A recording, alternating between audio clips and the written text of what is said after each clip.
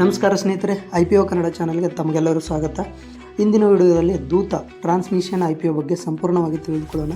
ಈ IPOಗೆ ಅಪ್ಲೈ ಮಾಡಬೇಕಾ ಅಥವಾ ಬಿಡಬೇಕಾ, ಕಂಪ್ನಿ ಏನು ಮಾಡುತ್ತಿದೆ, ಅದರ ಫೈನಾನ್ಷಿಯಲ್ ಸ್ಥಿತಿ ಹೇಗಿದೆ, GMP ಎಷ್ಟಿದೆ, ಸ್ಟ್ರೆಂತ್ಸ್ ಹಾಗೂ ರಿಸ್ಕ್ಗಳು ಯಾವ್ಯಾವು, ಕೊನೆಗೆ ನನ್ನ ಒಂದು ವೈಯಕ್ತಿಕ ಅಭಿಪ್ರಾಯವನ್ನು ಹಂಚಿಕೊಳ್ಳುತ್ತೇನೆ. ಮೊದಲು IPO ಡೀಟೇಲ್ಸ್ ನೋಡೋಣ. ದೂತ ಟ್ರಾನ್ಸ್ಮಿಷನ್ IPO ಆಗಸ್ಟ್ 10ರಿಂದ ಓಪನ್ ಆಗಿ ಆಗಸ್ಟ್ 12ರಂದು ಕ್ಲೋಸ್ ಆಗಲಿದೆ. IPO ಪ್ರೈಸ್ ಬ್ಯಾಂಡು ₹829 ₹871 ಆಗಿದೆ. ಒಂದು ಲಾಟ್ ಸೈಜ್ನಲ್ಲಿ 17 ಶೇರುಗಳಿವೆ. ಒಂದು ಲಾಟ್ಗೆ ಸುಮಾರು ₹14,807 ಹೂಡಿಕೆ ಮಾಡಬೇಕಾಗುತ್ತದೆ. IPO ಒಟ್ಟು ಗಾತ್ರ 3,066.89 ಕೋಟಿ ಇದೆ.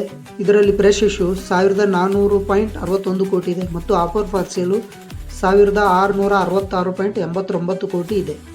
ಅಲಾಟ್ಮೆಂಟ್ ಆಗುವುದು ಆಗಸ್ಟ್ 13ರಂದು ಮತ್ತು ಲಿಸ್ಟಿಂಗ್ ಆಗುವುದು ಆಗಸ್ಟ್ 17ರಂದು. NSE ಹಾಗೂ BSEಯಲ್ಲಿ ಲಿಸ್ಟಿಂಗ್ ನಡೆಯಲಿದೆ. ಕಂಪನಿ ಏನು ಮಾಡುತ್ತದೆ? ದೂತ ಟ್ರಾನ್ಸ್ಮಿಷನ್ ಲಿಮಿಟೆಡನ್ನು 1998ರಲ್ಲಿ ಸ್ಥಾಪಿಸಲಾಯಿತು. ಇದು ಭಾರತದ ಪ್ರಮುಖ ಆಟೋಮೇಟಿವ್, ಎಲೆಕ್ಟ್ರಿಕಲ್ ಮತ್ತು ಎಲೆಕ್ಟ್ರಾನಿಕ್ಸ್ ಕಂಪನಿಗಳಲ್ಲಿ ಒಂದಾಗಿದೆ. ಕಂಪನಿಯ ಮುಖ್ಯ ಉತ್ಪನ್ನಗಳು: wiring harness, electrical distribution systems, battery packs, sensors, electronic controllers, automotive switches, connectors, power supply cords. ಈ ಉತ್ಪನ್ನಗಳನ್ನು ಪೆಟ್ರೋಲ್ ಹಾಗೂ ಡೀಸೆಲ್ ವಾಹನಗಳ ಜೊತೆಗೆ ಎಲೆಕ್ಟ್ರಿಕ್ ವಾಹನಗಳಿಗೂ ಪೂರೈಸುತ್ತದೆ. ಭಾರತದ 2 ವೀಲರ್ ಮತ್ತು 3 ವೀಲರ್ ವೈರಿಂಗ್ ಹಾರ್ನೆಸ್ ಮಾರುಕಟ್ಟೆಯಲ್ಲಿ ಸುಮಾರು 41% ಮಾರ್ಕೆಟ್ ಶೇರ್ ಹೊಂದಿದ್ದು, ಎಲೆಕ್ಟ್ರಿಕ್ 2 ವೀಲರ್ ಮತ್ತು 3 ವೀಲರ್ ಸೆಗ್ಮೆಂಟ್ನಲ್ಲಿ ಸುಮಾರು 70% ಮಾರ್ಕೆಟ್ ಶೇರು ಹೊಂದಿದೆ. ಕಂಪನಿ ಸುಮಾರು 95% ಉತ್ಪನ್ನಗಳನ್ನು EV ಅಥವಾ ಪವರ್ ಟ್ರೈನ್ ನ್ಯೂಟ್ರಲ್ ಆಗಿರುವುದು ಭವಿಷ್ಯದ ಬೆಳವಣಿಗೆಗೆ ಉತ್ತಮ ಸಂಕೇತವಾಗಿದೆ. ರಿಸರ್ವೇಷನ್: QIB ಅವರಿಗೆ 49.26% ಇದೆ. HNIದವರಿಗೆ 16.04% ಇದೆ. ರಿಟೇಲರ್ಸ್ ಅವರಿಗೆ 34.48% ಇದೆ. ಎಂಪ್ಲಾಯ್ಗಳಿಗೆ 0.21% ಇದೆ. ಅಂದರೆ ಇಲ್ಲಿ ರಿಟೇಲ್ ವಿಭಾಗಕ್ಕೆ ಉತ್ತಮ ಪ್ರಮಾಣದ ಷೇರುಗಳನ್ನು ಮೀಸಲಿರಿಸಲಾಗಿದೆ. ಫೈನಾನ್ಷಿಯಲ್ ಪರ್ಫಾರ್ಮೆನ್ಸ್: ಈಗ ಕಂಪನಿಯ ಹಣಕಾಸು ಸ್ಥಿತಿಯನ್ನು ನೋಡೋಣ. 2024ರಲ್ಲಿ ಆದಾಯ 2,799.32 ಕೋಟಿಯಾಗಿತ್ತು. ಲಾಭವು 298.75 ಕೋಟಿಯಾಗಿದೆ. ಎಬಿಟಾ 512.40 ಕೋಟಿ ಆಗಿರುತ್ತದೆ. 2025ರಲ್ಲಿ ಆದಾಯ 3,472.24 ಕೋಟಿಗೆ ಏರಿಕೆಯಾಗಿದೆ. ಲಾಭವೂ ಸಹ 353.89 ಕೋಟಿಗೆ ಏರಿಕೆಯಾಗಿದೆ.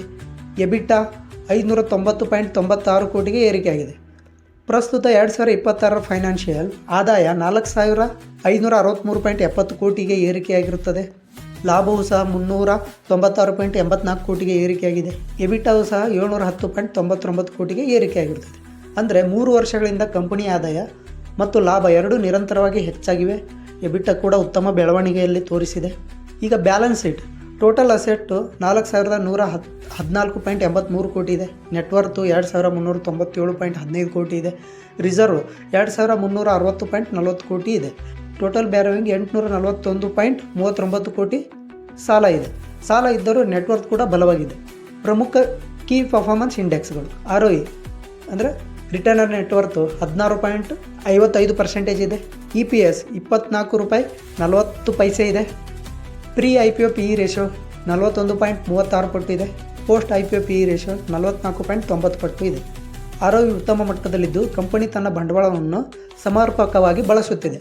EPS ₹24.40 ಇರುವುದರಿಂದ ಕಂಪನಿ ಉತ್ತಮ ಲಾಭ ಗಳಿಸುತ್ತಿದೆ. PE ಸುಮಾರು 41ರಿಂದ 45ರ ನಡುವೆ ಇರುವುದರಿಂದ ಮೌಲ್ಯಮಾಪನ ಅತಿಯಾಗಿ ದುಬಾರಿಯೂ ಅಲ್ಲ, ತುಂಬ ಅಗ್ಗವೂ ಅಲ್ಲ ಎಂದು ಹೇಳ್ಬೋದು. PR ಕಂಪ್ಯಾರಿಸನ್: ಇದೇ ಕ್ಷೇತ್ರದ ಕಂಪನಿಗಳೊಂದಿಗೆ ಹೋಲಿಸಿ ನೋಡಿದರೆ PE ರೇಷಿಯೋ ದೂತ ಟ್ರಾನ್ಸ್ಮಿಷನ್ 41.36 ಪಟ್ಟು ಇದೆ. ಮಿಂದಾ ಕಾರ್ಪೊರೇಷನ್ 46.49 ಪಟ್ಟು ಇದೆ. ಯುನೋ ಮಿಂದಾ 56.87 ಪಟ್ಟು ಇದೆ. ಮದರ್ಸನ್ ಸುಮಿ ವೈರಿಂಗ್ 43.24 ಪಟ್ಟು ಇದೆ. ಸೋನಾ BLW 74.64 ಪಟ್ಟು ಇದೆ. ಇಲ್ಲಿ ಹೋಲಿಕೆಯಲ್ಲಿ ದೂತ ಟ್ರಾನ್ಸ್ಮಿಷನ್ ತನ್ನ ಕೆಲವು ಪ್ರಮುಖ ಸ್ಪರ್ಧಿಗಳಿಗಿಂತ ಕಡಿಮೆ PEಯಲ್ಲಿ ಬರುತ್ತಿರುವುದು ಗಮನಾರ್ಹವಾಗಿದೆ. ಕಂಪನಿಯ ಸ್ಟ್ರೆಂತ್ಗಳು: ಈ ಕಂಪನಿಯ ಪ್ರಮುಖ ಸ್ಟ್ರೆಂತ್ಗಳು ಯಾವುವು ಎಂಬುದನ್ನು ನೋಡೋಣ. ಪ್ರಮುಖ ಆಟೋಮೊಬೈಲ್ OEM ಕಂಪನಿಗಳೊಂದಿಗೆ ದೀರ್ಘಕಾಲದ ಸಂಬಂಧ ಹೊಂದಿದೆ. EV ಕ್ಷೇತ್ರಕ್ಕೆ ಬಲವಾದ ಉತ್ಪನ್ನ ಪೋರ್ಟ್ಫೋಲಿಯೋ ಹೊಂದಿದೆ. ವಿವಿಧ ಎಲೆಕ್ಟ್ರಿಕ್ ಉತ್ಪನ್ನಗಳ ವೈವಿಧ್ಯಮಯ ಶ್ರೇಣಿಯಲ್ಲಿದೆ. EV ಮಾರುಕಟ್ಟೆಯ ಬೆಳವಣಿಗೆಯಿಂದ ಭವಿಷ್ಯದಲ್ಲಿ ಲಾಭ ಪಡೆಯುವ ಸಾಧ್ಯತೆ ಇದೆ. 2 ವೀಲರ್ ಮತ್ತು 3 ವೀಲರ್ ವೈರಿಂಗ್ ಹಾರ್ನೆಸ್ ಮಾರುಕಟ್ಟೆಯಲ್ಲಿ ಮುಂಚೂಣಿ ಸ್ಥಾನದಲ್ಲಿದೆ. ಈಗ ರಿಸ್ಕ್ಗಳು ಏನೆಂಬುದನ್ನು ನೋಡೋಣ. ಮೊದಲನೇದಾಗಿ ಆದಾಯದ ಹೆಚ್ಚಿನ ಭಾಗ 2 ವೀಲರ್ ಮತ್ತು 3 ವೀಲರ್ ಉದ್ಯಮದ ಮೇಲೆ ಅವಲಂಬಿತವಾಗಿದೆ.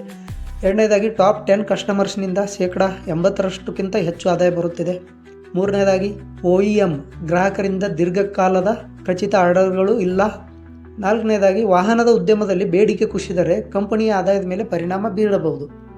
GMP ಈ IPOಗೆ ಪ್ರಸ್ತುತ ಗ್ರೇ ಮಾರ್ಕೆಟ್ ಪ್ರೀಮಿಯಂ ಸುಮಾರು $250 ಎಂದು ವರದಿಯಾಗಿದೆ. $871 ಅಪ್ಪರ್ ಪ್ರೈಸ್ ಬ್ಯಾಂಡ್ ಮೇಲೆ ಲೆಕ್ಕ ಹಾಕಿದರೆ ಲಿಸ್ಟಿಂಗ್ ಸುಮಾರು $1120 ಸಮೀಪವಾಗುವ ಸಾಧ್ಯತೆ ಇದೆ. ಆದರೆ ಇದು ಕೇವಲ ಅಂದಾಜು ಮಾತ್ರ. GMP ಯಾವುದೇ ಅಧಿಕೃತ ಸೂಚಕವಲ್ಲ. ಲಿಸ್ಟಿಂಗ್ ದಿನದ ಮಾರುಕಟ್ಟೆ ಪರಿಸ್ಥಿತಿಗೆ ಅನುಗುಣವಾಗಿ ಬೆಲೆ ಬದಲಾಗಬಹುದು. ಈ IPOಗೆ ಅಪ್ಲೈ ಮಾಡಬೇಕಾ? ಈ IPOನಲ್ಲಿ ನನಗೆ ವೈಯಕ್ತಿಕವಾಗಿ ಇಷ್ಟವಾದ ಪಾಯಿಂಟ್ಗಳು ಏನೆಂಬುದು, ಅಂಶಗಳು ಏನೆಂಬುದು ನೋಡೋಣ. ಮೊದಲನೇದಾಗಿ ಉತ್ತಮ ಆದಾಯ ಮತ್ತು ಲಾಭದ ಬೆಳವಣಿಗೆ. EV ಕ್ಷೇತ್ರದಲ್ಲಿ ಬಲವಾದ ಸ್ಥಾನ, ಉತ್ತಮ ROE ಮತ್ತು EPS ಇದೆ. ಪಿಯರ್ ಕಂಪ್ಯಾರಿಸನ್ನಲ್ಲಿ ಸಮಂಜಸವಾದ ವ್ಯಾಲ್ಯೂಯೇಷನ್ ಕೂಡ ಇದೆ. ಪ್ರಸ್ತುತ ಉತ್ತಮ GMPಯಲ್ಲಿದೆ. ಗಮನಿಸಬೇಕಾದ ಅಂಶಗಳು: ಕೆಲವೇ ಪ್ರಮುಖ ಗ್ರಾಹಕರ ಮೇಲೆ ಹೆಚ್ಚು ಅವಲಂಬನೆಯಾಗಿರುತ್ತದೆ ಕಂಪನಿ. ಆಟೋಮೊಬೈಲ್ ಉದ್ಯಮದ ಬೆಳವಣಿಗೆಯ ಮೇಲೆ ಕಂಪನಿ ಪ್ರದರ್ಶನ ಅವಲಂಬಿತವಾಗಿದೆ. ಒಟ್ಟಾರೆಯಾಗಿ ನೋಡಿದರೆ ದೂತ ಟ್ರಾನ್ಸ್ಮಿಷನ್ IPO ಒಂದು ಗುಣಮಟ್ಟದ ಮೇನ್ ಬೋರ್ಡ್ IPO ಎಂದು ಕಾಣುತ್ತಿದೆ. ಲಿಸ್ಟಿಂಗ್ ಗೇನ್ ಹಾಗೂ ದೀರ್ಘಾವಧಿ ಎರಡೂ ದೃಷ್ಟಿಯಿಂದ ಹೂಡಿಕೆದಾರರು ತಮ್ಮ ಒಂದು ಸ್ವಂತ ಅಧ್ಯಯನದ ಹಾಗೂ ರಿಸರ್ಚ್ ನಂತರ ಈ IPOಗೆ ಹೂಡಿಕೆಗೆ ಪರಿಗಣಿಸಬಹುದು. ಈ ಒಂದು ಮಾಹಿತಿ ಕೇವಲ ಎಜುಕೇಷನ್ ಪರ್ಪಸ್ಗಾಗಿ, ಇದು ಯಾವುದೇ ಬೈ ಆ್ಯಂಡ್ ರೆಕಮೆಂಡೇಷನ್ ಅಲ್ಲ.